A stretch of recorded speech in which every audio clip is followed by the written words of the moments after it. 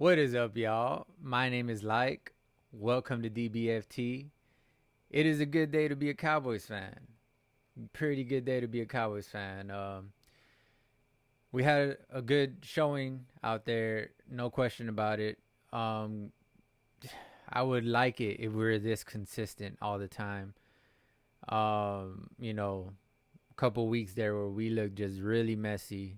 We started off strong, but once again, this was a 3-4 team, now a 3-5 team that we beat in the Rams. As good a team as they are, they haven't been consistent. You know what I'm saying? This season, so nothing like the last couple years, that they've had. So, and we always have this sort of little, I don't know, Matt Stafford always has a game against us, it seems, but yeah, I mean, we were able to contain their talent. Says a lot about our defense. Deron Bland. Just, I called it a couple, like in the first week, I think I said that he's a star in the making. I also said that about, um, help me out here, Thomas, number 30, which he hasn't been on the field as much. Wanye Thomas, yeah, Wanye Thomas. But I we do have him down as a safety. He was Wanye Thomas. He was helping as a corner, so you gotta, I guess, cut him a little slack there. But I don't know. I see something special in Wanye as well. But we'll see how that turns out. But as far as Deron Bland, I am right on point. Man, I said he was gonna Deron Bland was gonna just stick out, and he was a star in the making, is what I said. Kind of find out now, man, we're not really missing a beat as far as playmaking and ball hawking with Diggs out. Of course, Diggs is our heart, is our motivation. He's our energy, and we don't have that right now. So we do need people to step up, and who better than the replacement for him playing like him, okay? Like Deron Bland doesn't quite play the ball as well. No one in the NFL. Let me just restate that. Nobody in the NFL plays the ball in the air like Trayvon Diggs does. Nobody in the NFL, not even a receiver, okay? No, that guy's otherworldly, but the ball hawking skills in of themselves, the Ron Bland definitely picked that up from Trayvon Diggs. Let's just say that. Okay, like Trayvon was probably taking him into the side and just being like, "Hey, man, this is how you do it, young blood," and getting him straight, bro, and making sure he was good, um, you know, in case he ever needed to step up, in case you know, Gilly got injured, but little did he know he was gonna get injured. You know what I'm saying? So, Diggs. So, very good outing. The name of this episode is Ice Jackson. I just went ahead and I just went ahead and named it Ice Jackson, man. But yeah, man, great. Demarcus Ware. What better game for Demarcus Ware to have himself enshrined into our ring of honor, ring of fame, ring of just royalty, bro. You know what I'm saying? You got Roger Staubach, you got Randy White, you got Emmett Smith, you got Troy Aikman, you know what I'm saying? Michael Irvin, you know. Um, so you're in there now with along with those and whoever else is up there. Um, haven't really studied that off the top of my head, but nonetheless, okay. We are now 5-2. Um, the Rams go to 3-5. I just saw kind of the ending, a little bit of the ending of the Eagles and Commanders game. and the Eagles won. I was hoping for the. I'm not gonna lie. I was hoping for the Redskins to pull that off, but you know, the Eagles came back. When when the Redskins were up, Commanders. When the Commanders were up a couple touchdowns, I just told myself, man, the Eagles are gonna win this game. It was like 14 to, or what was it? It was like 14-0, and it seemed that the Commanders were just building a lead, piling on, but not, nah. You know, um, I don't think, I don't think Hurts was about to lose another game. That would have been, if I'm not mistaken, correct me if I'm wrong, would have been three straight. No, wait, no. I'm thinking of the 49ers, our other competition in the NFC. No, this would have been their second loss, and well, they go to 7-1. They go to 7-1. They were 6-1. They go to 7-1 to do the Eagles, and we face off with them next week. So good luck to us. We are 5-2. We only have two losses. They only have one. So hopefully we could give them their second loss, keep our two losses, and add a win so that we could get a little more under them. Pause. For that lead in the NFC East. That would be great. But yeah, it would have been nice if the Redskins could have pulled off that upset. Apparently not. And now we're here. So like, comment, subscribe, guys, if you haven't already. Did I say welcome to DBFT? My name is Like. I think I did from the very beginning, but I always forget if I did it or not. Anyways, like, comment, subscribe. That helps a lot. It really does. You have no idea. And a couple things I want to get into. I always write down things that I want to mention at the very top of my little program here, my little podcast. So I just want to mention how last week I kind of ripped into the Cowboys, our Cowboys, for certain things. I said things like, the checks and audibles. I said, we need more checks and audibles. We need more motion. Take advantage of matchups. Okay. More fades at the goal line. Okay. Take advantage of 1v1s. Go downfield more. Get Cooks more involved. You know what I'm saying? Use your weapons. Put your stars or teammates in the best position to win. And yeah, I mean, basically all of that I wrote down, I did write. Take advantage of 1v1s, 1v1s, especially CD. So all of that came to fruition today. Okay, all I'm saying is, I know what I'm saying. Okay, tell people if they don't know about me, tell them about me. If y'all are, Cowboys fans, go ahead and let other Cowboys fans know, man, to tune in to me. I have some good opinions that are usually right, and I know how to make our team better. And I mentioned it last week, and we did it this week. I don't know if you heard the announcer say, they said at the very beginning of the game, I felt like a genius, honestly. Uh, the announcer said, this is the most audibles we've heard from Dak, all season,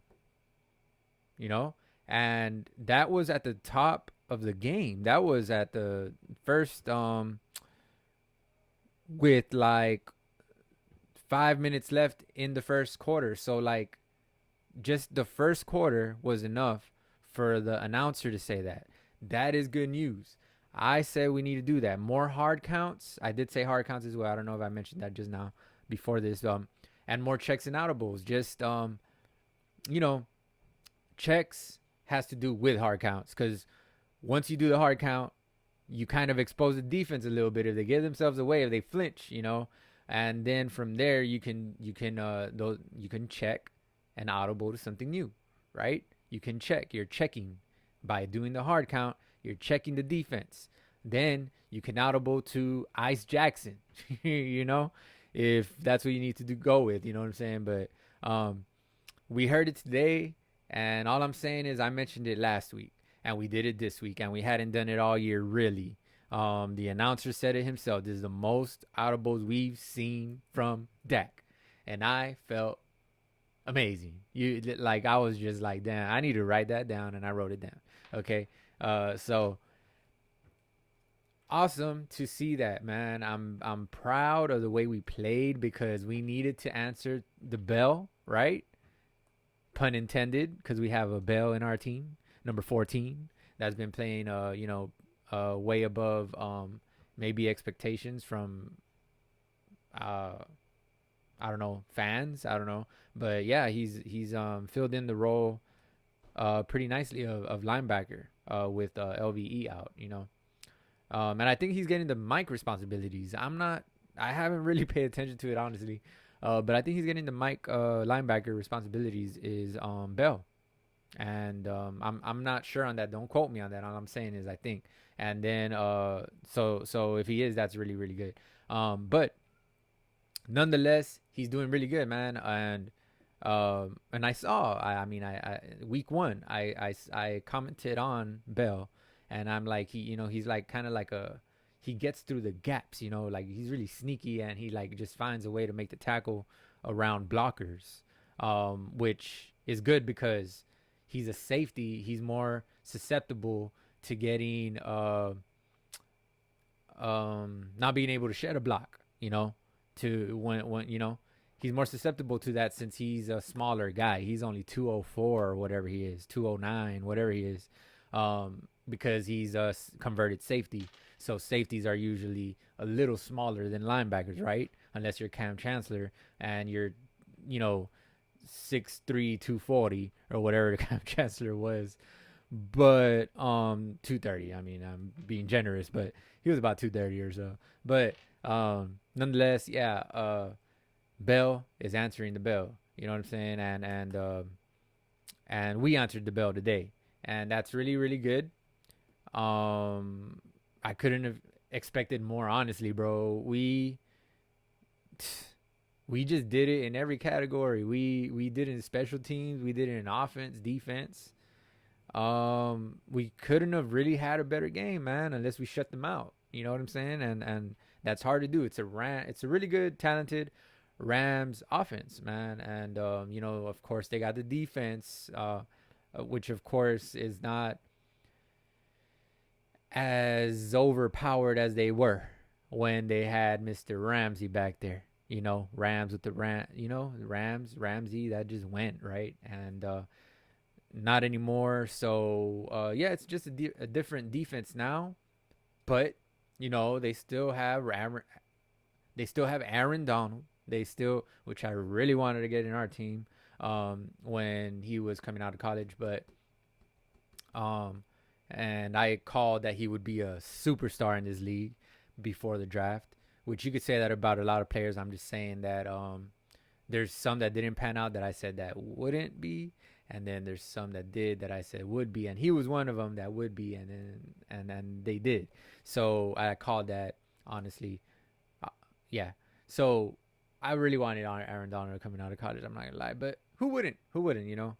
Some people were saying that he was undersized and this and that, but undersized don't mean nothing if you got the ability. It's all about ability. So, a la Russell Wilson, a la Drew Brees. They're both 6-foot quarterbacks, and they got it done in this league. And Russell Wilson is keeping on getting it done. But that's at the quarterback position. We are talking about DT. But now, yeah, just awesome showing, man. That's all I can say about that. And then, so if you're not familiar with my little show here, we go into I write down the key plays. So the whole game I'm taking notes, live action notes. And then I give you the key plays right here. I give the game balls at the end. Stay tuned for the game balls, okay? And then I give the team stats and a little bit. I talk about our opponent going into next week. Sometimes, at times, but nonetheless, let's go forward with the key plays because this was a really good game. Obviously, we were really satisfied. And obviously, we just answered the door, man. We answered the bell. We just what can you say? Great offensive flow this game. On top of just having a flawless game, defense, special teams, everything.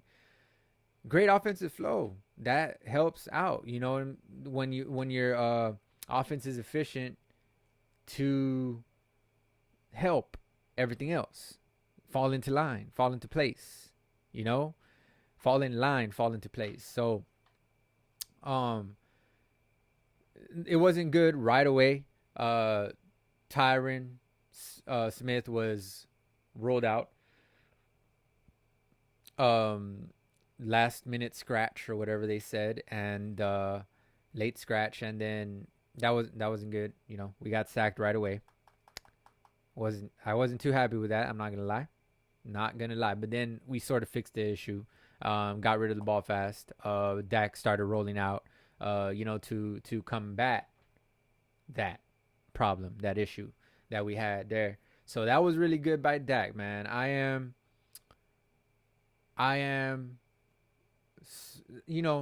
The past 2 weeks have been very good for Dak. Very good. He has his first 300-yard game today, and I called that he would only have one or two of those in this season. But the way the offense is looking right here, if we could continue to do this, he could have 300-yard games every week, if it's this efficient. But, that's yet to be seen. But doubt it. I'll stick to my word of one or two 300-yard games this season from Dak. I just got to, stick to it. But the way it was looking, today, if he plays like this every week, who can stop it? If he's this efficient, if he's this decisive, decisiveness, man. If he's this decisive, we can do some damage, okay? We can do some damage like this. And so, yeah, just look like a well-oiled machine out there, man. Just look like a well-oiled machine, and that was a really good sign, a really good response. Coming out of a bye week, nonetheless, coming out of a bye week, we were refreshed. You could see it, and that's really, really good. We just need to keep that momentum up for obviously next week against the Eagles. That's gonna be tough, especially the Eagles. They got a little beat up this week. And we kind of, we relaxed at the end. We were able to take some starters out. So we're going to have a little more rest just in that alone. But, yeah. And by the way, the Commanders got a late late touchdown with like a minute left. And then they went for the onside kick. They almost got that. It had a good hop. The kicker kicked a good onside kick. And they could have recovered that. If the Commanders recovered that, I feel like they would have won, just the momentum in itself. But that didn't happen, so now we're here. But the Eagles did get a little more beat up this week than us. So, and we're coming off of a bye week, so that's double good. Okay, very, very good. And we'll see what happens when we end up playing the Eagles next week. But right now is the key plays for this week. Okay, so that gets sacked, starts getting sacked right away. It's like, here we go, man. Here we go. And then we kind of fix it a little bit. I put Dak showing great ability when given at least 3 seconds. At least a clean pocket for 3 seconds. If it becomes not clean after that, he'll roll out and stuff. He was doing really good. I was liking his creativity on the fly type of plays. I really like that. I used to love that from Romo. That's why Romo is just my favorite all-time Cowboys quarterback. Right there with Roger Dodger, Cause I mean, and Troy, man, I mean, he won in my lifetime, in my era. So while I was alive, so but there was nothing like Roger Staubach. Okay, buying time and scrambling and all that. So, but yeah, that's why I love Romo. And Dak has shown that ability the past 2 weeks. I hope this is a new thing for him. They've talked about him in the past, like if he was some buying time quarterback savant, you know, Dak is so good when he buys time, and I don't know, bro. I've never really seen it from Dak. Dak the way I've seen it these past 2 weeks. It's like if he's cause he's running more and everything, right? It's like if he's refocusing himself.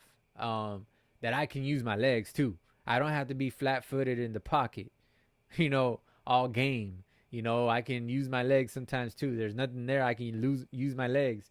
He's the few weeks before, the couple bad weeks that we had, the losses, and like one win that we squeaked out or whatever. Dak was looking to me. It reminded me of when we had Drew Bledsoe, and Drew Bledsoe was just flat-footed like deer in headlights, getting sacked left and right. And then we finally Bill Parcells, the big tuna, called out Tony Romo and said, "Get in the game," Um, so it reminds me of Drew Bledsoe back when he was the quarterback, man. Like he was just so like getting sacked. He wasn't decisive anymore. He didn't have the brain power anymore. I don't know. He was a little, long in the tooth, as to say. So that's what Dak had been reminding me, and I'm just like, man, is Dak washed? What's going on? You know what I'm saying? Especially, what was it? 2 weeks ago? Was it before the bye week? I think we got to win before the bye week, right? We got to win before the bye week.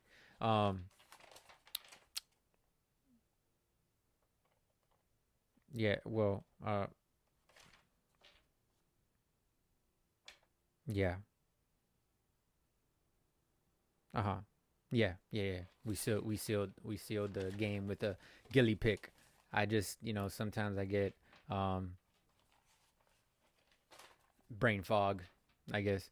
But anyways, few weeks back when he was looking just lost out there, and I did not feel that, not one bit, man. I was like, is he washed, or what is it? Why is he doing this? Like he has more talent than that. He has more ability than that. We've seen it. So I was just like, what's going on?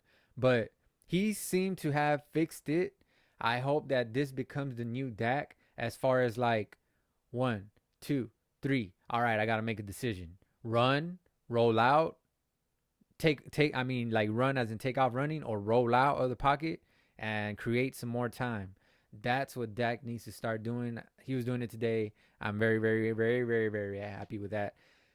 Honestly, bro. Honestly, I can't say how happy I was with Dak today. Um, but yeah, Dak perfect throw to Ferguson, that dime to Ferguson in the end zone.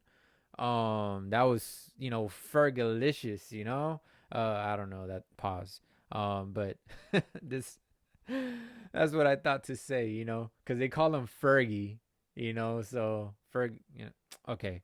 Anyways, but that was an awesome throw, bro. 7-0, 9 minutes in the game, in the first quarter. I mean, um, it was just a perfect throw. It was a dime, man. That was very nice. If you see it from the angle that Dak had, they showed it on the replay.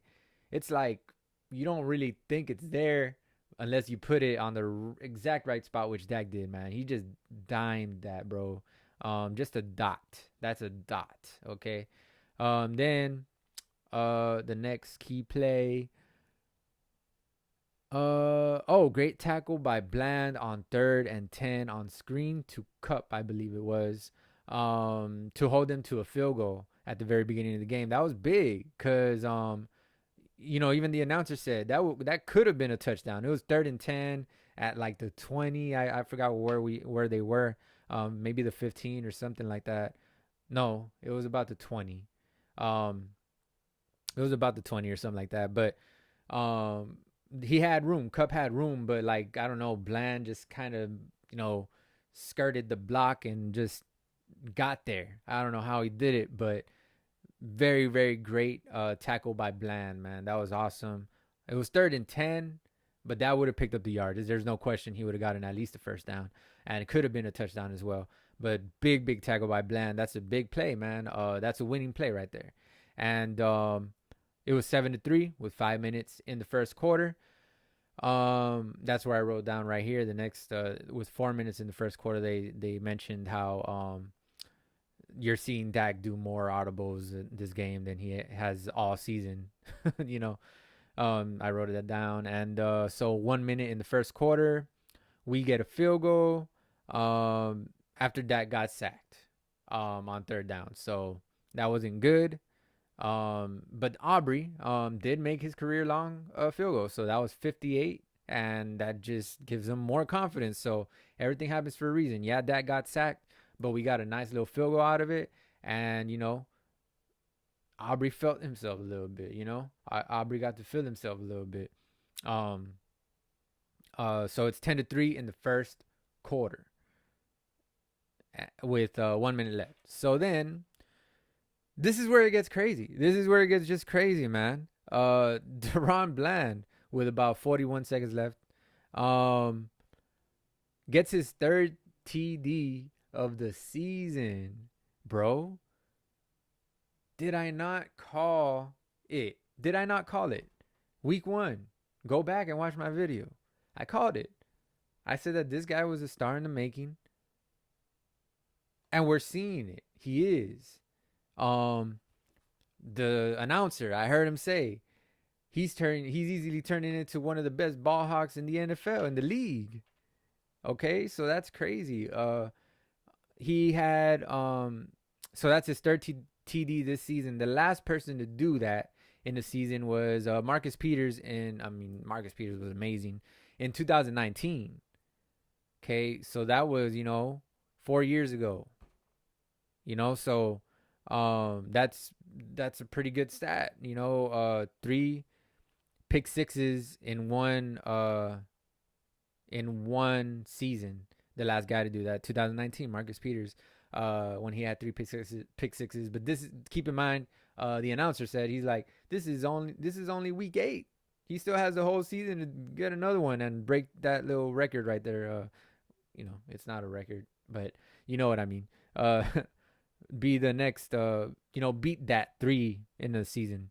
He'll get 4, and he'll have a better number than that. So, Deron Bland, man, just playing out of his mind. I told you he made the just clutch tackle on 3rd and 10 on that screen to Cooper Kupp. And then he goes and makes that play. Just unexpected out of nowhere.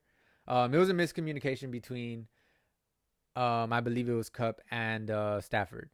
So it was a miscommunication there. Stafford thought he was gonna shoot back in, and Kupp thought he was going outside. And miscommunication, misread by Stafford, bad misread by Stafford, very bad. So those will get picked in Madden. If you try that in Madden 2, you'll get picked. Okay, out to the flat. No, that's a pick 6 every day, all day. Especially when you're playing, me right here. So, yeah. On to the next play. Like I said, this is where it gets crazy. Well, I will mention Deron Bland does have 9 INTs the last 2 years in the league. That is the most in the league in the past 2 years. So, yeah, that's insane. That's awesome. That's awesome. I'm very happy for him. Very happy that he's in our team. Okay. So that's awesome. So then next play, like I said, it gets crazy here. Lion strikes and goes. We saw the lion surfing, bro. The lion surfed. He surfed. He went surfing. On 3rd and 3, Micah just ate the center. The lion ate the center like a Pac-Man ball or whatever you call like a Pac-Man snack. He just eats the center, bro. Just 1v1. Man, that was beautiful. That was beautiful. He just juked the center out. I don't know if you saw Michael before that play. Pre-snap. He was like this with his hands on his hips. Like if I'm just chilling. All of a sudden, whoo, he just like hits you with dang. He got there, and it was an awesome move. So, Lion goes surfing. That was that the second quarter? Yeah, that was the second quarter. 13 minutes in the second quarter. 13 minutes left in the second quarter. Then the next play, Sam Williams blocks the punt. The very like this, Micah got the sack on third down, and then Sam Williams blocked the punt for a safety on the next down, and we're up 19-3 all of a sudden. We're like just like that. And by the way, I forgot to say, the pick six put us up 17-3. I forgot to say that, but now it's 19-3. So just like that, we're just 19-3. Okay, and it gets crazier. Hold up, it gets crazier. Then Turpin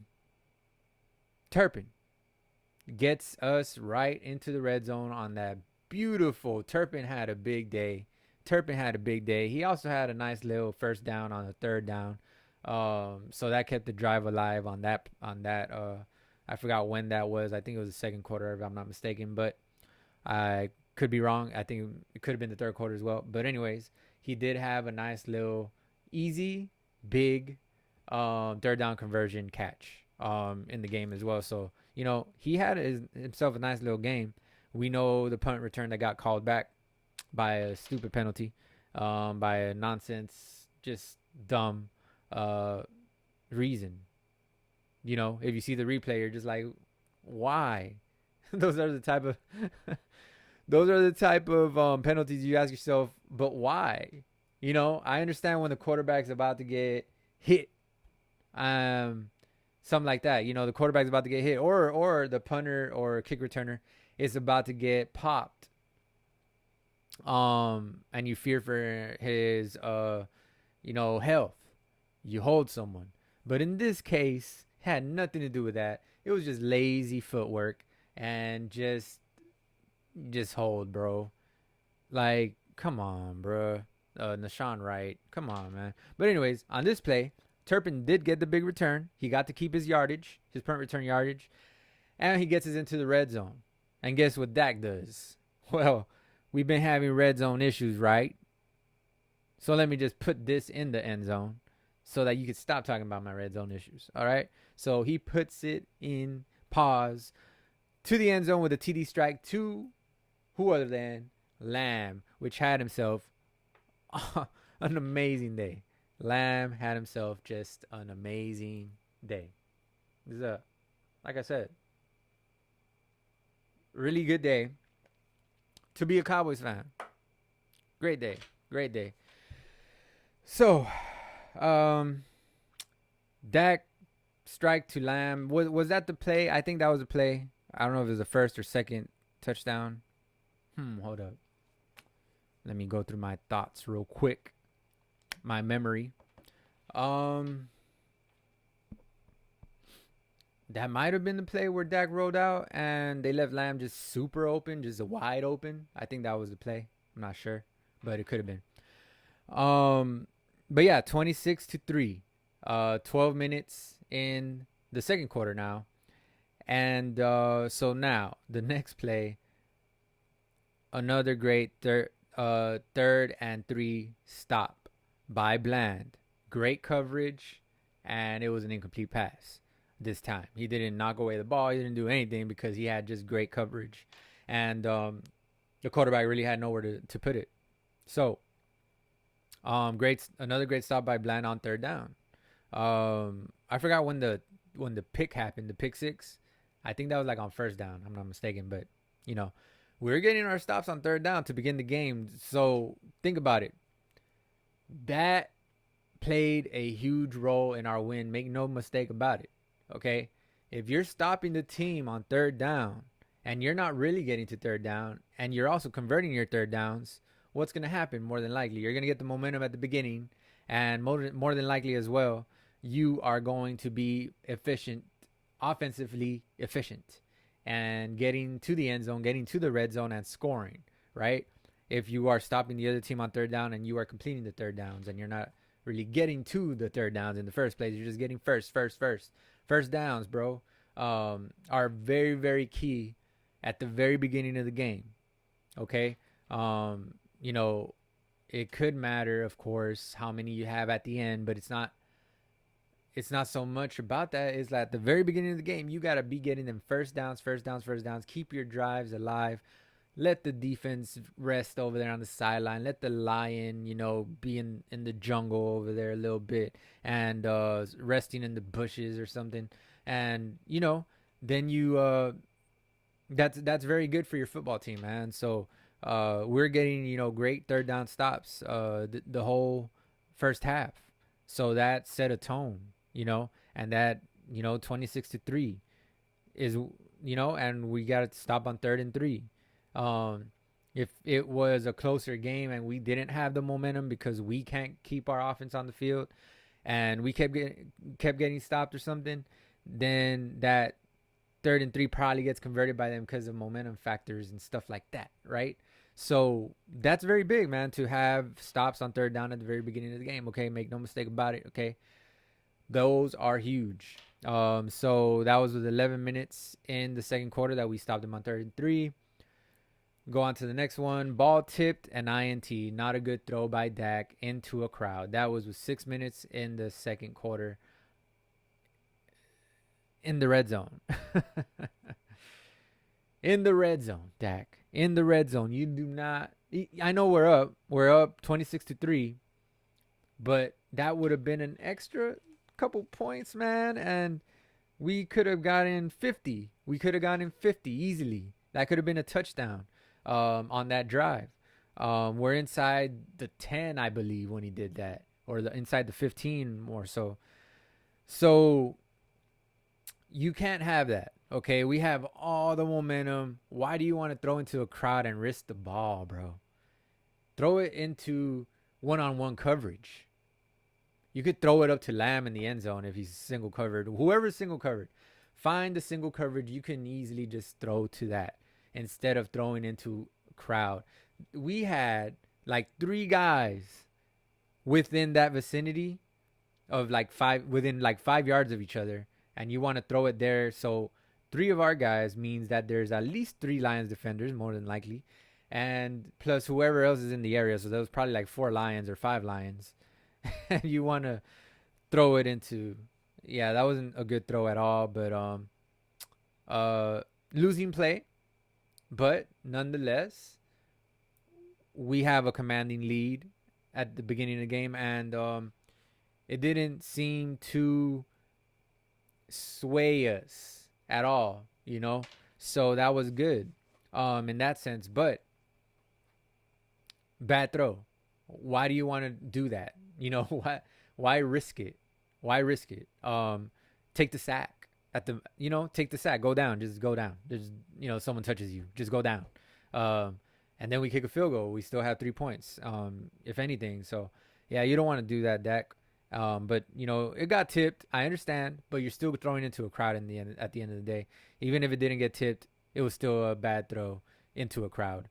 It just wasn't good, all through. So 6 minutes left in the second quarter. That happened. Huge play on 3rd and 6. Great awareness by Lewis to recover possible fumble. Oh, yeah. 3rd and 6. Micah gets the sack. Well, that wasn't a sack because it wasn't a fumble. It was an incomplete pass. Yeah. So that didn't. Yeah, that man. Yeah, Micah would have gotten 2 sacks, right? But on 3rd and 6, he got to Stafford's arm. And he was part of the reason why Stafford was injured today, because he hurt him a little bit. I think he landed on his shoulder on that play because of Micah. And, yeah, that kind of, messed him up a little bit going forward. And, yeah, That made him hurt a little more. But then it was the finishing touch when he hit the his hand into the helmet of like. But why did he throw that ball like that? He could have just taken the sack because that was a 2 point conversion, and Stafford was trying to just like launch it out of bounds. But if you fail the 2 point conversion, you fail the 2 point conversion. You're not gonna turn over on downs or anything, right? I don't know what he was thinking on that play, but it was his own fault that he got his thumb jammed. To be honest, on Stafford. So yeah, great play by the Lion on 3rd and 6. Um, and I said Lions a little bit ago. I just caught that. I said Lions a little bit ago. I meant the Rams. I'm thinking of Stafford being in the Lions still. I meant the Rams, so I'm correcting myself there. Hope if y'all pick that up, I correct myself a lot. Okay, so yeah, 3rd and 6, great awareness by Lewis, Jordan Lewis, to just recover that ball just in case it was a fumble. So that was great awareness by Lewis. You saw how he hopped on that ball even though it hit the ground. He didn't assume that it was an incomplete pass. He assumed that it was a fumble, which is the correct thing to do, and that's really good by Lewis. But it didn't end up being a fumble. It could have gone either way. They'd overturned it, which I think it could have stayed the same and just been like, oh, there's insufficient evidence. But they overturned it. All right, fine. Okay, cool. And by the way, I wanted to mention at the very beginning of the game, the announcers had mentioned how that illegal contact that kept our drive alive on 3rd down when Dak got sacked. I think he got sacked by Aaron Donald. Um, they called illegal contact uh, or holding by the defense, which gave us an automatic 1st down. It was ticky tack. Okay, it was ticky tack. All I can say is they owed us a few calls from the other week. Okay, when we lost a few weeks back. Okay, so they owed us some. Okay, that's all I'm saying. There was ticky tack stuff called against us and nothing called for us that they could have gave us. So this, it's just the way the universe works. Okay, so no complaint there by me, of course. But yeah, I just wanted to mention that you know it was ticky tack, but we'll take it. We'll take it because it's gone the other way around for us in the past, in the recent past, and you know in the other pasts. We know the things that have not gone our way due to the refs. It was a catch. Okay, it was a catch. That's all I'm saying. Y'all know what I'm talking about. Okay, so and by the way, there was a similar play to that. I think it was right here. Um, but yeah, I'll get to it. Dak with great rollout to Lamb. And Lamb pokes fun at the Archer. Okay, I think that was the play. That was actually the play that broke down, and Lamb was wide open. Because the safety, as soon as he saw Dak scrambling, the safety ran up to try to tackle Dak for some weird reason, even though he was like 15 yards away. He still left Lamb wide open. Great job. I mean, that's good for us. Um, but yeah, Lamb did the little Archer. Um, two cooks when he scored on that. So that was a good, good looking out for Dak. Good looking out by Dak. But that was 33-3 in the second quarter with 2 minutes left. All right. So awesome play by Dak right there. Awesome play by Lamb to know that he was wide open and just get his hands up, get Dak's attention. And yeah, so then you go on to rush TD by Rams running back. So that was who was that? Freeman? Yeah, that was Freeman that got that touchdown. But then on the 2 point conversion, like I said, I don't know what Stafford was thinking about throwing the ball out of bounds. He shouldn't have done that. He should have just taken the sack.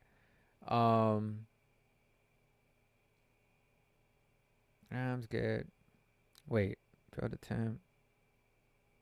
Oh yeah, okay. Yeah, I'm right. I was just checking myself. I always double check to make sure I'm reading the right line that I'm supposed to.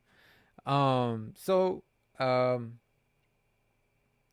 failed attempt, and now it's the third quarter. That was halftime right there. After that, we went to halftime.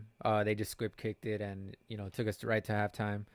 And the score was 33-9 because of the failed 2 point conversion. 33-9 at halftime. So then we get to the start of the third quarter, and the Rams get a TD almost right away. Kind of 11 minutes in the third quarter. To number 18, which they said that he had just checked in the game right away and got a touchdown. So yeah, and that's Cooper Kupp's old number. That throws me off a lot when I see the number 18 on the field for the Rams. It throws me off a lot because that's Cooper Kupp's old number, and he had that number in his rookie season or whatever. So yeah, confusing. But Cooper Kupp now has number 10. He's had number 10, I think, since last season. And excuse me. So then they get the 2 point conversion, and I wrote down, this is what I was talking about, that it was similar to the Dez play. Think about it. He caught it low. I mean, Dak. Dez caught it high. You know what I'm talking about. The Packers. Okay. You know what I'm talking about. Romo to Dez on fourth down. You know what I'm talking about. So, and I'm not ever gonna stop talking about this play because it was a catch. Okay, it was a catch. But anyways, he caught the ball low. Stafford did on that, Philly special or whatever they call it, or whatever the Rams called it. But they threw it low to him, and when he caught it, he didn't have control of it. Then he was falling down, right? So he brought it up and just like picked it up and just rammed it into the ground, into the end zone to get the to convert the 2 point conversion. But all I'm saying is he never had control of the ball. He was falling down, and when he put it into one hand and just bounced it on the goal line to score and lost control of the ball, that should have been an incomplete pass. That should have been an incomplete pass. That's exactly what Dez did, except Dez caught it at a high point, was falling, took more steps with control of the ball, I might add, and then hit it on the goal line, which the ball never touched the ground. If you go and look at those replays, you can never see the ball clearly touch the ground. That's why I'm saying it was a catch, and they shouldn't have overturned it. All I'm saying. But anyways, Dez tried to hit it onto the ground, lost the ball, and this was a similar situation, and Stafford really never had control. Because if you noticed, he got it low, and then he just switched it right to one hand and just went like that. It's like there was no effort to get the control because he was going to hit the ball on the ground the whole time. I don't know, bro. Like, I don't know if that should have been a conversion, but that's the only reason it bothered me, because it reminded me of the Dez play. Other than that, didn't really matter. It was 33-17. I mean, it was a blowout anyways. So that was with 11 minutes in the third quarter. So here we go. Now we go to fourth and a long one, conversion by us inside our 40-yard line, inside their 40-yard line. So if y'all are familiar with my show, with my podcast, I always beat a dead horse about don't go for it on fourth down. Just punt the ball, kick the ball, take the points, whatever, right? What have you. Or take the field possession, right? If you're at midfield, whatever. But we're inside their 40-yard line. That was pretty safe. I think we're about at the 39 or something like that, 38-yard line. Their 38-yard line or something like that. So I really had no problem going for it. Okay, I didn't. I wanted to go for it, so good thing they did. I mean, it's a smart decision. I mean, you give up some field possession if you don't make it, but also what you can do in that situation if you don't have anything there, launch it down the field to someone and hope also that it might get picked and you get the field possession. Like I would do that in Madden. Like, all right, it's fourth down, might as well just let it go. Because if they catch it, if you catch it, it's still good. Whatever, because you gained field possession if they catch it. If you catch it, well, you got a first down. So the drive stays alive. So in that situation, that's what I would do. But Dak finds Cooks, and Cooks gets to cooking. So that was a first down, very very nice first down. Um, yeah. So then, oh yeah, and then the play before that. Okay, yeah, yeah.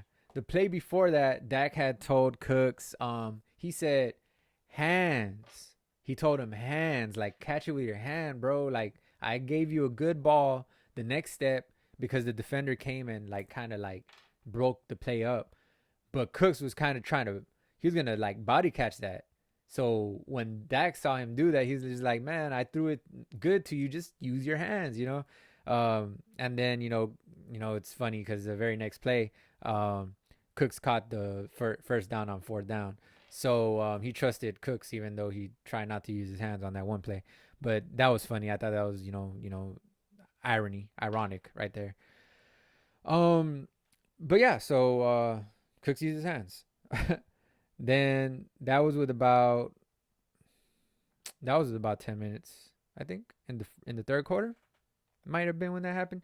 Um, and then with 1 minute in the third quarter, Pollard on a clean, nice screen call, or on a nice screen call, couldn't make a clean catch.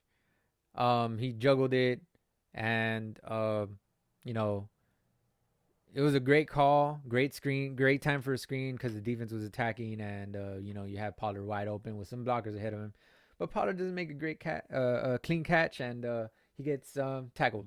So he didn't make the first down. It could have been an easy first down, but that could have probably been a touchdown as well. But he doesn't get it. We settle for a field goal by Aubrey once again, Mr. Automatic it seems, and now it's 36-17 with a minute in the third quarter. And now the Rams replace Stafford at the end of that third quarter. Towards the end of the third quarter with a minute left. The Rams replace Stafford. So then the backup comes in, Kipen or whatever his name was. So he comes in the game. Now, it's basically over. Okay, at this point, it's really, really over. At this point, they're down 3 scores with a backup quarterbacks. The odds of them coming back wasn't so great. Especially with an unknown quarterback. If it was like someone that had been a veteran in the league for years, and maybe like it reminds me of like Fitzmagic. Could have been a Fitzmagic moment, but Fitzmagic ain't their backup. So um yeah, the rest of the plays, I mean, they were just good. I mean, they didn't really matter. We're already up. We're already gonna win. But let's still talk about them because they're pretty good. Um,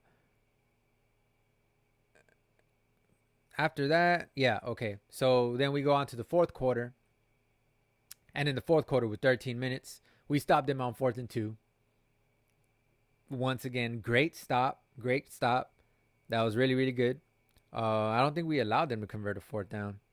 I think they went for it like twice or something, and I'll check right now at the end of the game. But anyways, um, we've reached towards the end of the game here. So just if you haven't, like, comment, subscribe. Make sure to like, comment, subscribe. It helps so much, guys. You don't even know. I've gotten a few subscribers these past couple this past week. So that's good. I appreciate you guys.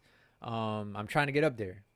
I'm trying to get at least to 100 by the end of the season. Get me there, man. Come on, help me out. Tell Cowboys fans about me. If you have any friends that are Cowboys fans, tell them about me, okay? Tell them to like, comment, subscribe. I know what I'm talking about. I say stuff that makes sense, and I do things that different. There's no one doing key plays.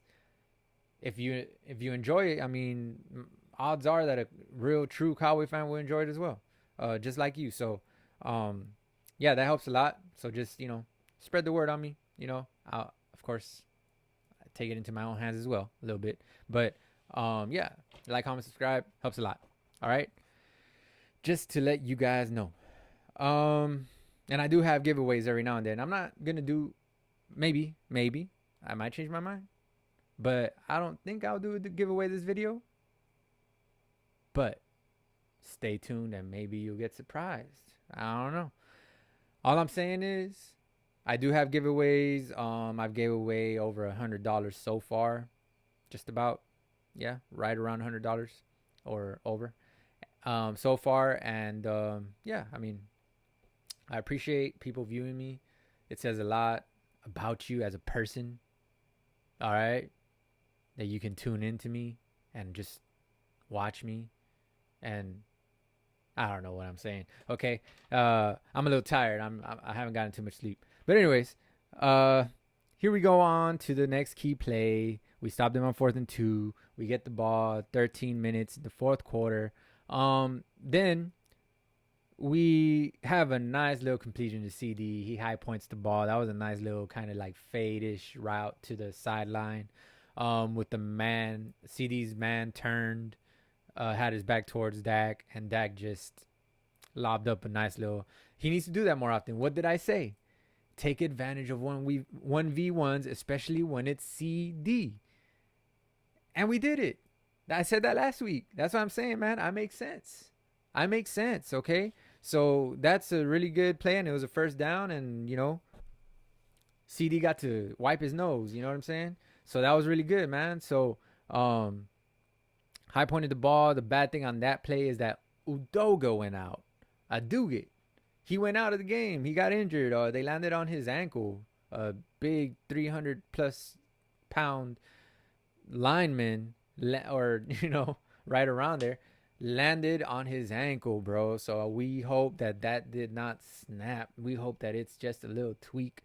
Let's hope he's okay, because he was holding it down for Tyron Smith as a replacement at that LT position, man, left tackle. So hope we get him back healthy for next week. We're going to need it against the Eagles, guys. Make no mistake about it. We are going to need the best protection for Dak against the Eagles. We are. Okay? We are, man. So hope he comes back. I didn't check if he went back in the game. I don't think he did, though. But hope he gets back and healthy. And I hope Tyron Smith gets back. I hope we have Tyron Smith. But if we don't, I hope Udoga's in there, because Udoga has been holding it down at that left tackle position, as a matter of fact. Okay, so CD high points the ball. 13 minutes left in the fourth quarter. Next key play is Dak with the dime to Cooks in the end zone, man. That was beautiful. He put it right in the frying pan, and they get to cooking. Yeah, I wrote that down. You like that? Yeah. All right, so that was a nice dime by Dak, bro. Perfect ball. You just should hope, or we can just hope, is what I meant to say, that Dak can just dime like this, bro. Like, this is what we need from Dak. Not inconsistency, consistency. Like, put it on the money more often, man. Then we'll have more respect towards you, because it's not like we disrespect you as a human being. It's just the Cowboys quarterback requires you to play at the level of Tony Romo, play at the level of Roger Staubach, play at the level of Troy Aikman. If you ain't on that level, we don't want you as a quarterback, bro. Get out of here. But you brought your A game today, Dak. I'm not going to lie. So, hey, that's what we want. That's all we can ask, right? Yes, exactly. So, yeah, that was a beautiful throw by Dak. Another dime. He had a bunch of dimes in this game. Almost made $1 with those dimes, Then we stopped them. We get the ball back after that. That was a 43-17 and 12 minutes left in the fourth quarter. 43-17, guys. So this is just about a couple plays left. The one of the last ones I wanted to talk about was Terp, 88-yard TD punt return. But there's a holding call that happened that had nothing to do with him returning the ball. Those are the ones I hate. You've heard me say it. Those are the ones I hate, bruh. Those are the ones I hate. The ones that have nothing to do. If you didn't hold, he would have still scored type stuff. Like your hold had nothing to do with him having success on that play, but yet you held. Like Nashawn Wright, what are you doing, bro? What are you doing with your life?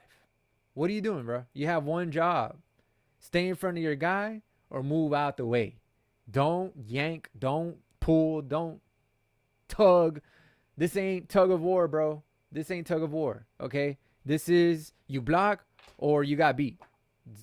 Just accept it, bro. Just accept it. I mean, it would be different if it's a high hanging punt, which this was a safety punt. Wait, was that the safety punt? No, this wasn't the safety punt. Was it the safety? No, this wasn't the safety punt. That wasn't it. So yeah, I mean, just it wasn't that. It's just dumb. Very dumb. And that's a losing play. I wrote it down as a losing play, but we had an 88-yard punt return that was just Terp at his best, bruh. We even picked up the punter at the end, which almost never happens for some reason with us, but we did. And I think it was a punter, but it was the last guy in defense right there. We picked up that last block that we always like fail to get, you know. But we got it this time, and guess what? We brought back for holding, and that wasn't good. That wasn't good. So then, Rush comes in the game. I didn't write down the time on that for some reason, but he came in the game somewhere within the 10 minutes of the fourth quarter.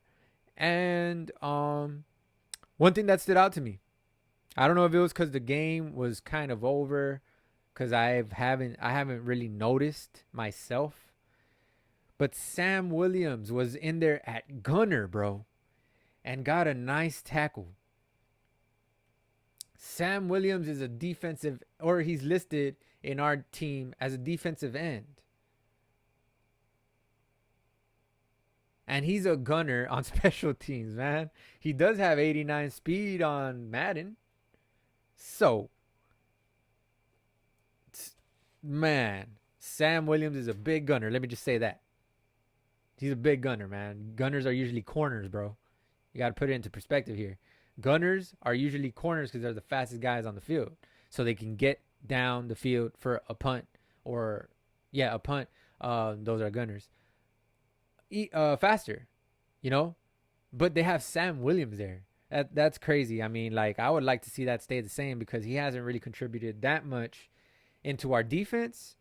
So might as well use him as a gunner, man, on punt returns. So that's amazing if they leave him there. If we leave him there, I think that's because Goodwin is out. Correct me if I'm wrong, but that's an amazing replacement. That is crazy. If we have him as a gunner every game, the ones blocking you are corners themselves. They're corners. They're wide receivers that get out. The backups that get out to cover the gunner, to block the gunner. So if you have a defensive end at gunner, ain't no corner going to want to touch him. Ain't no corner going to want to stand in front of him and get knocked down and get pancaked. You know what I'm saying? They're supposed to be doing the pancake, but they're going to get pancaked. But, man, like, Sam Williams at gunner is awesome, and he made an awesome play. Awesome tackle. But anyways, they actually drove down the field and made a field goal, and that tops it off. Last key play, 43-20. I forgot to write down when they scored, when they made it 20. But 43-20 final score, bro. That was it for this game.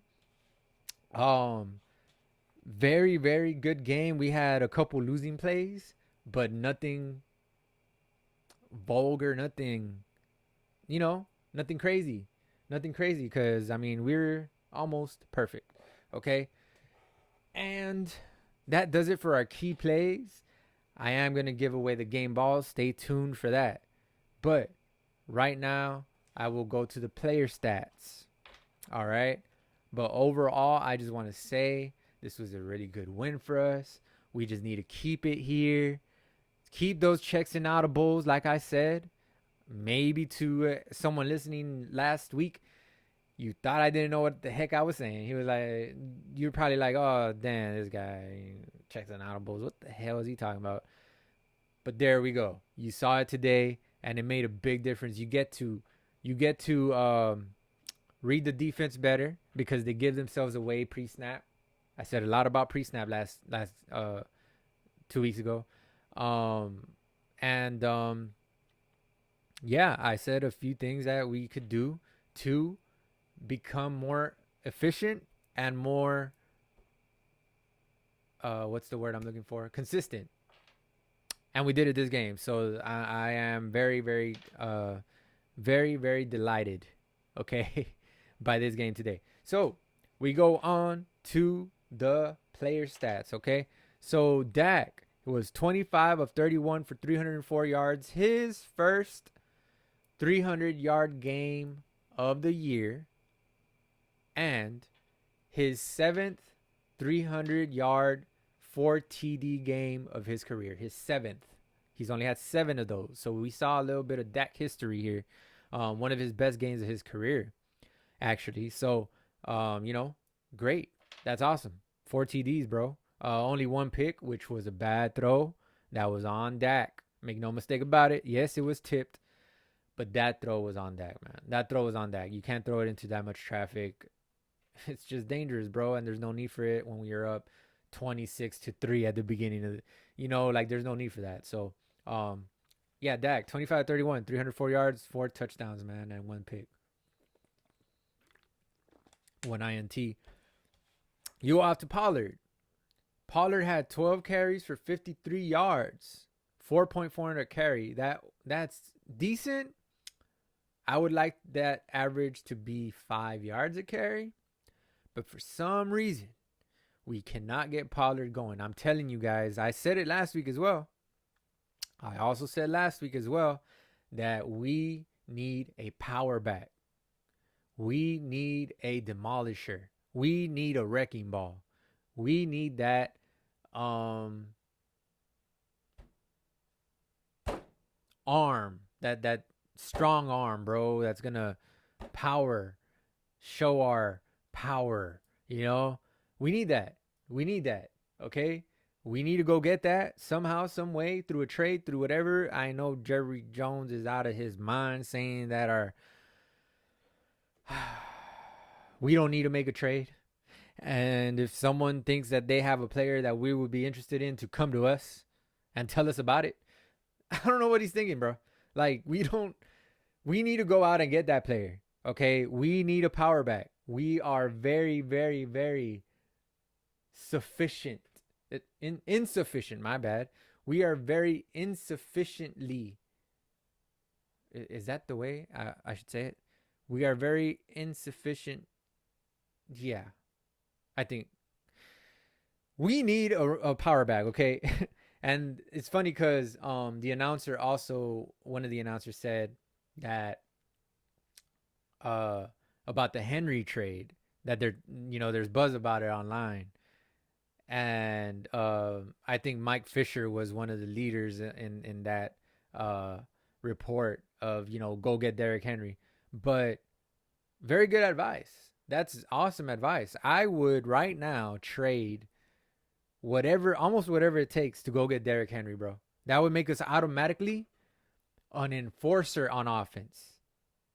And that's what we need. You saw the game against the Niners, right?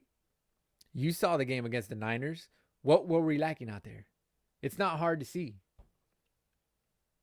We're even lacking we were lacking Diggs, honestly. But we were just lacking that enforcer, bro. Especially on offense. We had no answer for them.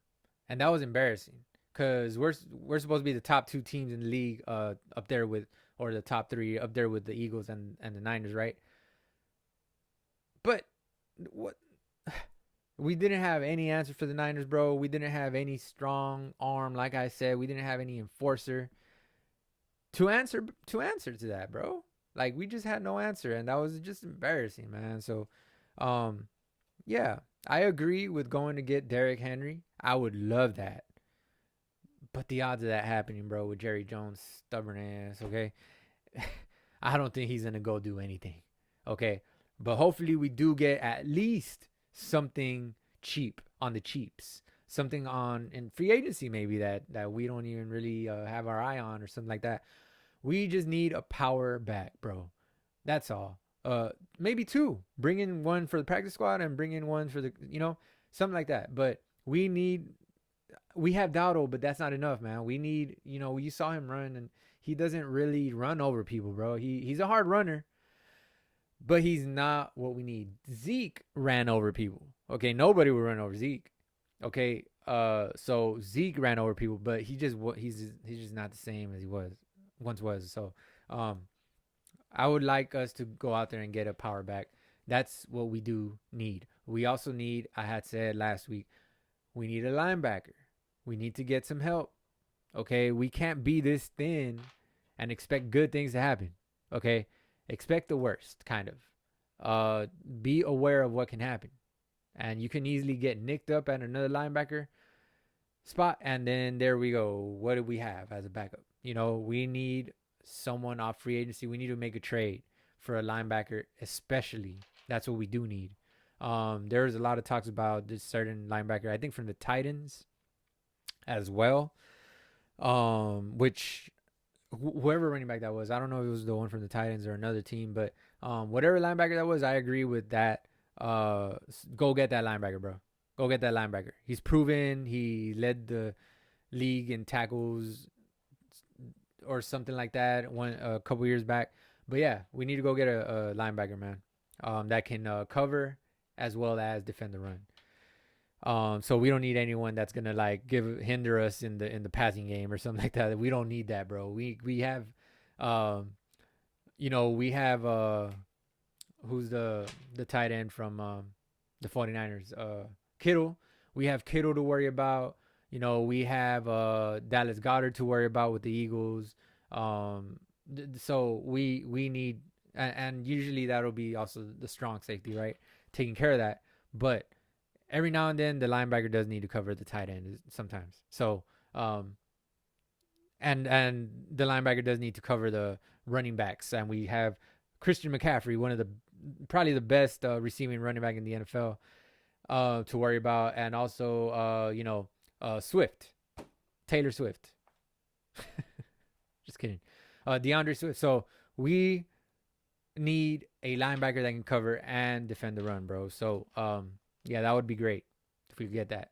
The sooner we get LVE back as well, the sooner the better. But we do need a backup presence there, other than Bell stepping in and stuff like that. But we need a depth behind him. Okay, we need depth behind him. So yeah, that was a rant. So now Pollard, 12 carries for 53 yards, 4.4 a carry. That's not really going to cut it. Yeah, we do need a pace switcher upper. A pace switcher upper. Yeah, that's what I'll call it. We do need that. Because he's the lightning. We need thunder. Okay. Lamb, 12 catches for 158 yards, 13.2 a snag, and 2 touchdowns. So, awesome game by Lamb. Cooks got to cooking. 3 catches, 49 yards, 16.3 a catch. Yeah. A deep threat should have more around 20 yards a catch. But that works. Close enough. And he had a touchdown. So pretty damn good. Now Ferguson, 4 catches for 47 yards, 11.8 catch, and 1 touchdown as well. So Dak had a total of 4 touchdowns. That's awesome. We had Armstrong, Parsons with each 1 sack each. Parsons should have had another sack if that would have stayed a fumble, but it didn't. And Bland.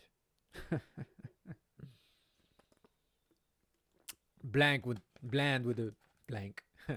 Bland with the pick 6. Now for their player stats. Stafford had 13 completions for out of 22 attempts. 162 yards, Dak-like numbers right there, and 1 touchdown and 1 INT. That's been Dak like all season, right? But hey, today he turned up.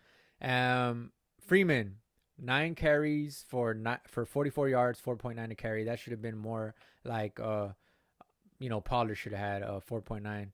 He had 4.4, but you know, 1 TD for Freeman. Higbee, 5 catches, 45 yards, 9 average catch. Nakua, I think is his name. How you pronounce it?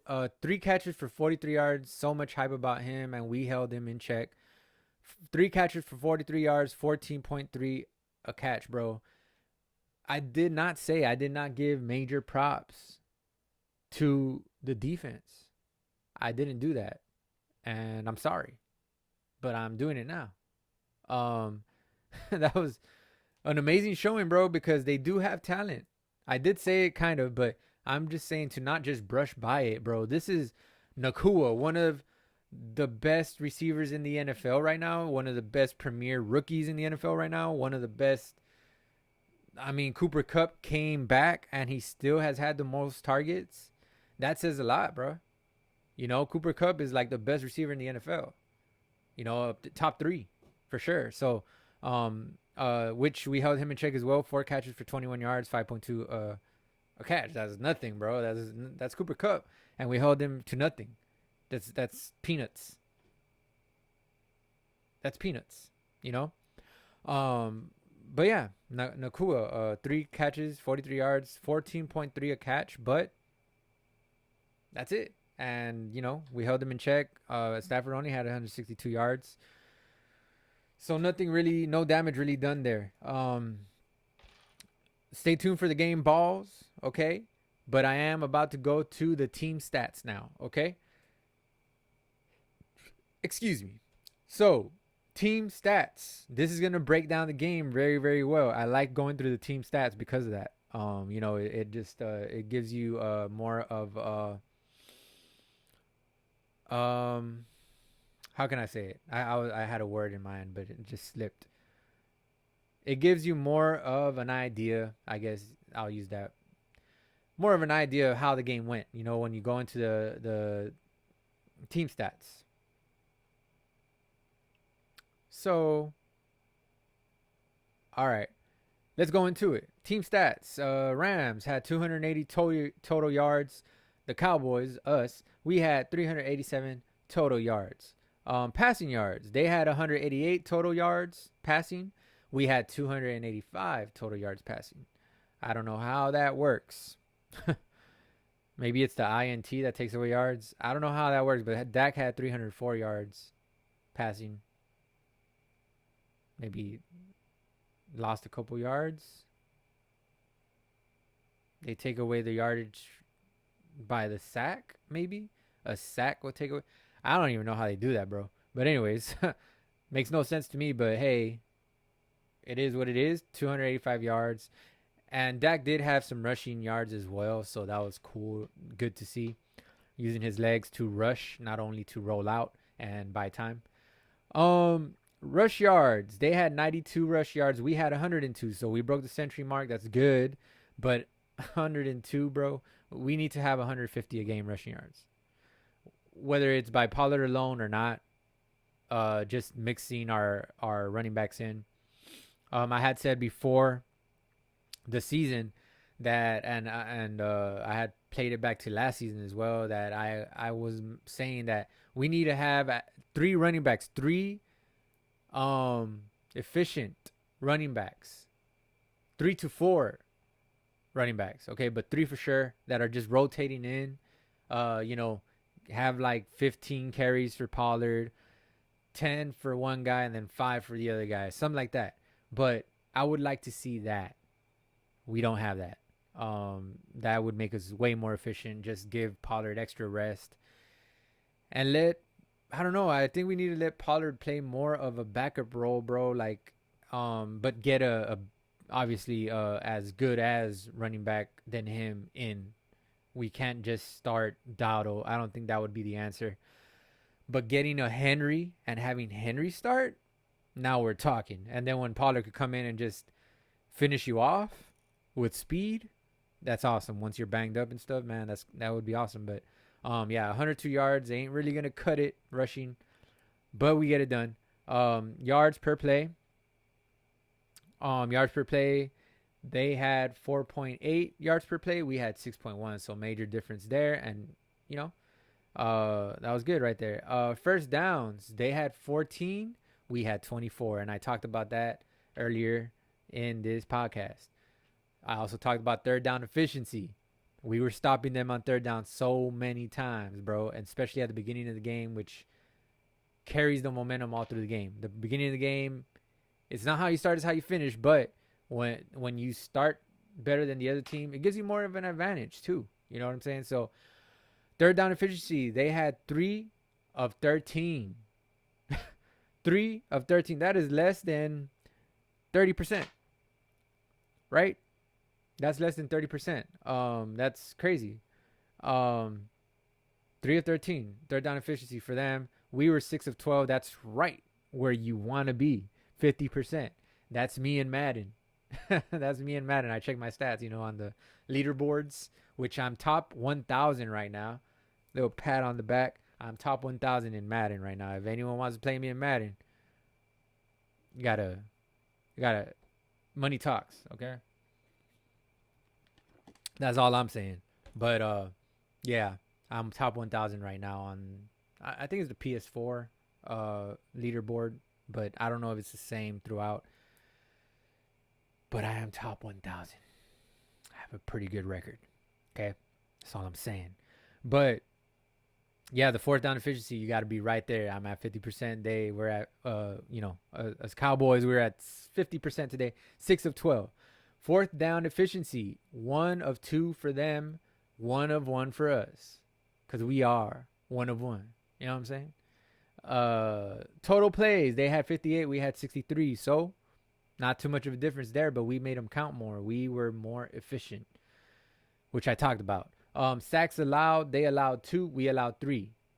And those all seemed to come at the very beginning of the game. So I don't know how we did it, but awesome. They had 2 sacks right away in the first drive. And then we only allowed 1 the rest of the game. So that was awesome. We figured that out somehow. Got rid of the ball. Dak rolled out. Like I said, we just played smart and efficient.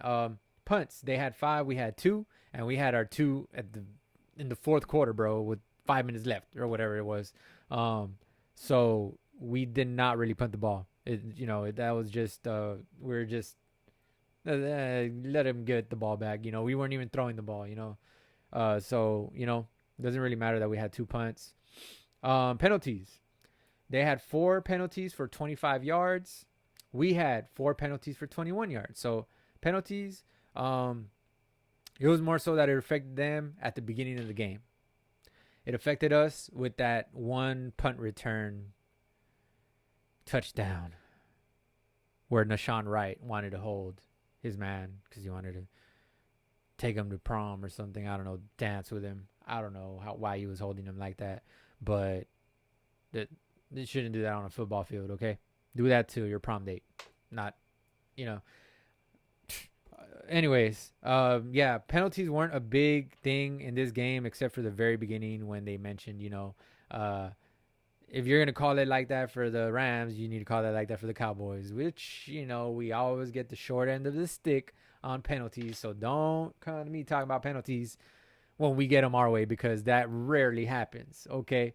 So not really a big deal except for that one, like I said at the beginning of the game, that did change it did set the tone for the rest of the game, honestly. But I mean, he touched him. Don't touch him. Fumbles lost 0-0. None of us lost fumbles. Interceptions thrown 1-1. And of course, my favorite stat, almost always, time of possession. They had 24 minutes and 32 seconds. We had 35 minutes and 28 seconds. All right. That does it for the team stats. So now I'm going to end this shortly here. I'm just going to give away the game balls and next week's opponent. which will be um, the Philadelphia Eagles. Of course, we already knew that, at the Philadelphia Eagles. So it's a road game. We get them on the road first, then we get them at home. So let's make this count. If we mark my words, if we can beat them in their field, they are not going to beat us in our field. If we beat them in their field, we're going to be talked about as the best team in the league. If we beat them in their field, we will have at least 13 wins this season. If we beat them in their field, we will sweep them this season, okay? So this is a big game coming at almost the perfect spot in the season, like mid-season,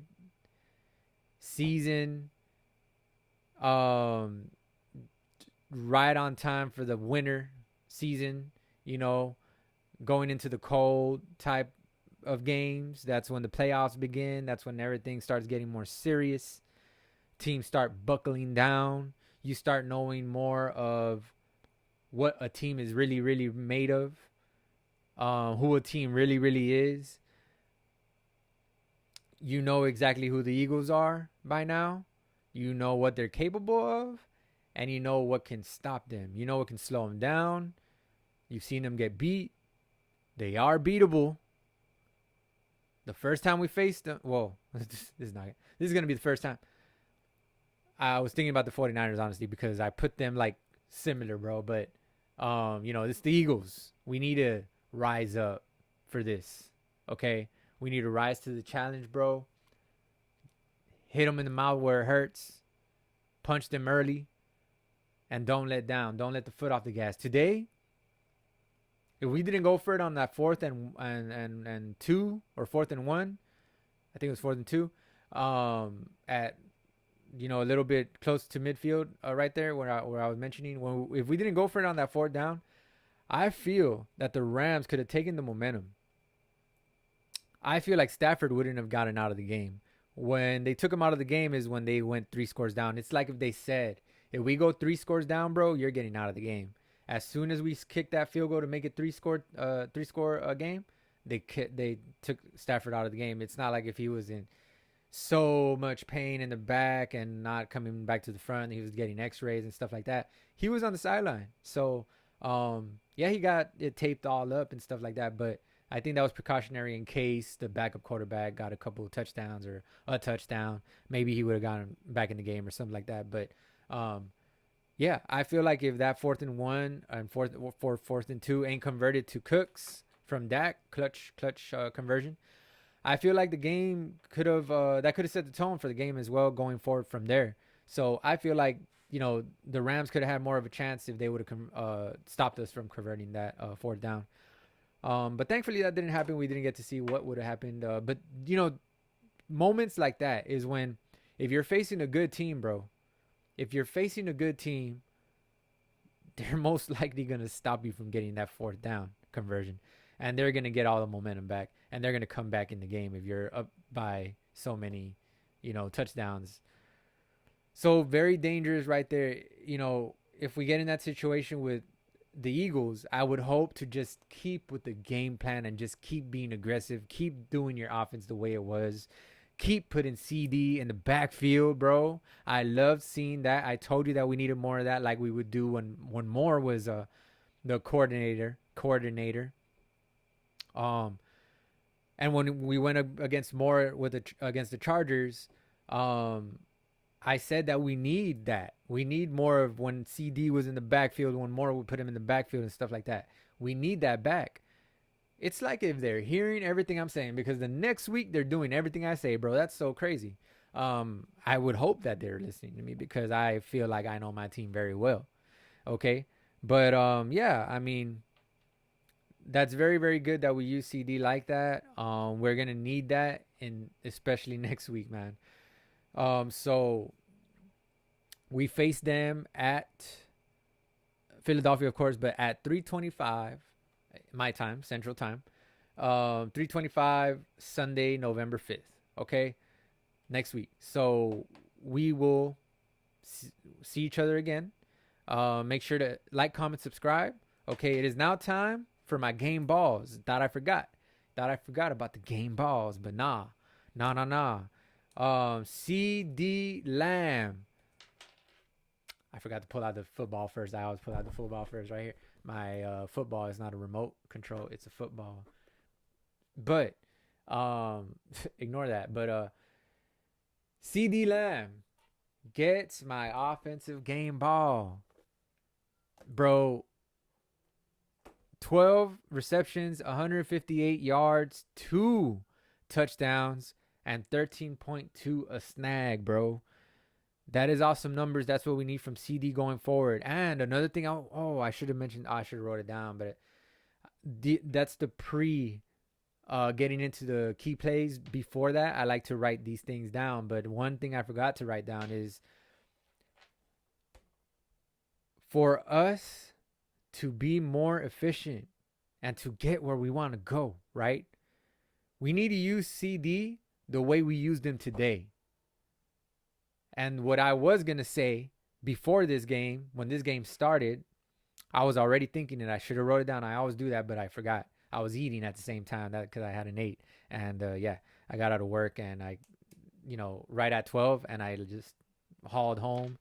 And I was eating at the same time that I was taking notes, so I forgot that. But this is what I was going to say. We got to make CD our Michael Thomas when Drew Brees was there. And Michael Thomas had like 200 freaking receptions, like that. Cooper Kupp 2 seasons ago, when the offense just ran through him, he had the most catches in the league. Michael Thomas had the most catches in the league. We need to make CD that guy.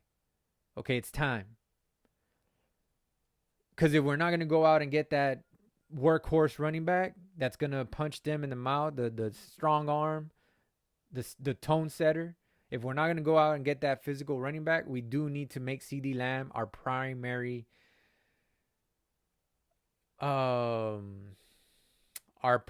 ball getter. Okay, we need to get CD Lamb the ball like that, because you can see that when you get him the ball, he gets a little rhythm going, and then he starts feeling himself, and then he starts breaking tackles, and then he starts getting yak. If you don't know what yak is, you better ask somebody. Okay, yards after catch. All right, I'll just say it for you. But we need to make CD that guy, bro. Okay, especially if we don't go out and get that physical back. Okay, but even if we do get the physical back, we'll balance it between the physical back, Pollard, and CD. But right now, it needs to be all CD, bro. It needs to be CD getting 10 catches a game, no less, going forward from here. 10 catches a game, no less. Doesn't matter what. 15 targets a game. Okay? 10 targets or 15 targets a game. But 10 catches a game. Put him in the backfield a couple times. Mess with the defense, bro. Mess with their head. Don't it's like, the meme that goes around, the gifs or whatever that go around. Don't let them see it coming. Don't do what's expected. Do the unexpected. Do what they're not. Be unpredictable, bro. Being predictable has not worked out for you. So why would you stay being predictable? Today we changed it up. I was very happy to see it.